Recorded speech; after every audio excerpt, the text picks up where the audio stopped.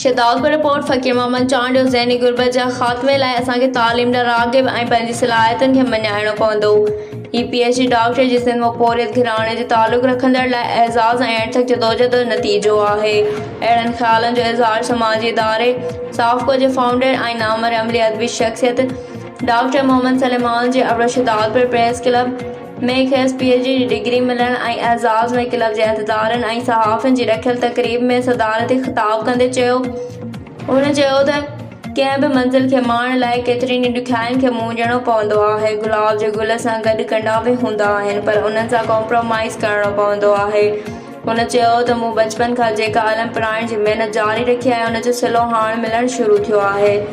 हीअ एज़ाज़ी डिग्री मिलण खां पोइ ज़िम्मेवारियूं वधी वयूं आहिनि जंहिंखे निभाउ करण जी जफ़ाकशी करणी पवंदी।